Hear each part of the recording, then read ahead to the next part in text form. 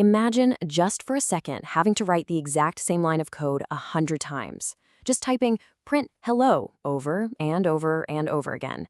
That's 100 lines of identical code, which is, frankly, pure tedium. Well, today, we're fixing that.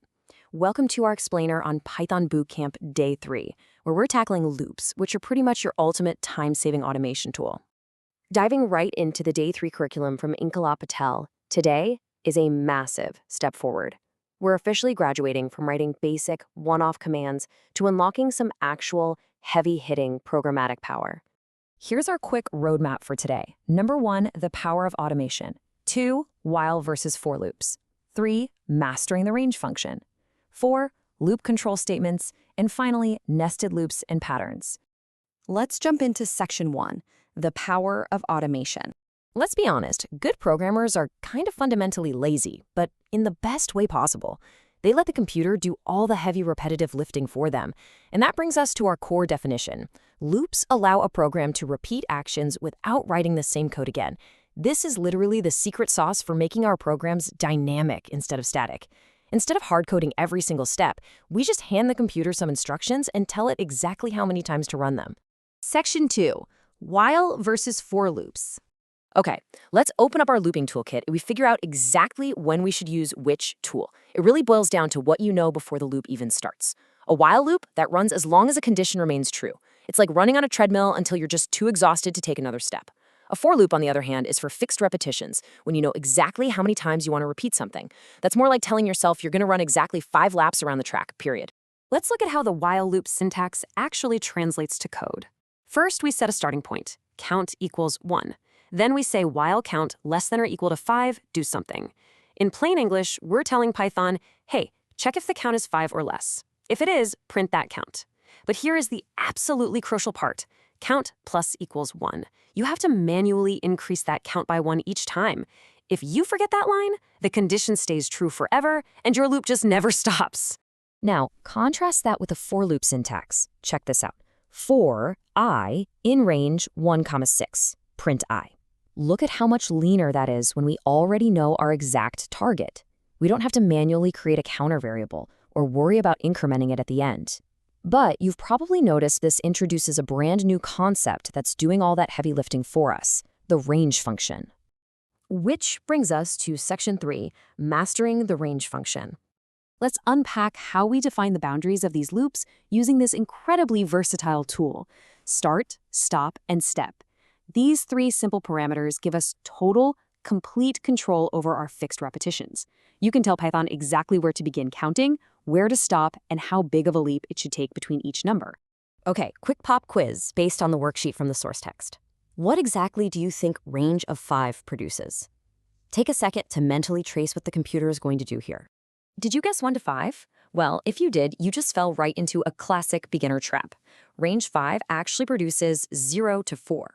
This is a massive programming quirk you just have to memorize. In computer science, we almost always start counting from 0, and the range function stops just before that final number you give it.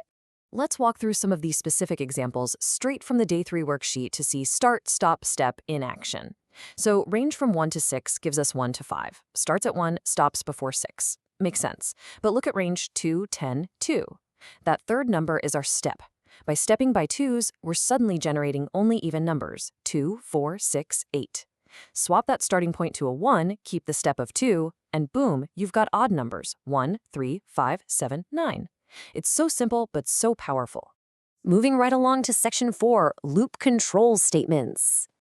So sometimes we don't want a loop to just run blindly to the end. Sometimes you need an emergency brake, or maybe a skip button while the loop is running. And that's where these 2 commands from the curriculum come in. First up is break, which does exactly what you'd think. It breaks the loop completely and immediately, regardless of how many cycles were left. Then we have continue, which is a little more subtle. It doesn't break the entire loop. It just skips the rest of the code for the current iteration and jumps straight into the next cycle. Let's put that to the test. I want you to act like the computer for a second and mentally trace this code from the worksheet. For I in range 1 to 6, if I equals 3, continue, then print I. So what actually gets printed to the screen? All right, let's see if you got it. The output is 1, 2, 4, 5. The number 3 is completely skipped. This brilliantly shows how the continue statement simply bypassed that print command for that specific cycle, but let the loop pick right back up with the number 4. Just to round out our control statements, Python gives us 2 more really handy features. You can actually attach an else block to a loop, which acts kind of like a success message. It only runs if the loop finishes normally without ever hitting a break statement. And finally, we have pass. Think of pass as a handy little under construction sign. It does absolutely nothing, but it acts as a placeholder so Python doesn't throw a fit, an indentation error, when you're mapping out your code but just haven't written the actual logic yet. And finally, section 5, nested loops and patterns. Okay, let's see how all of this builds into something a lot more complex. A nested loop is exactly what it sounds like, a loop nested inside another loop. But the logic here is where it gets super interesting. Just keep this simple rule in your head. For every single cycle of the outer loop, the entire inner loop has to finish all of its cycles before the outer loop is allowed to move forward. And we can use those mechanics to generate some really cool visual patterns, like this star example from the worksheet. For I in range 1 to 5, print a star multiplied by I. So on the first loop, I is 1, we get 1 star. On the second loop, I is 2, we print 2 stars. This clever combination of the range function and string multiplication generates this visual stepped pattern, step by step.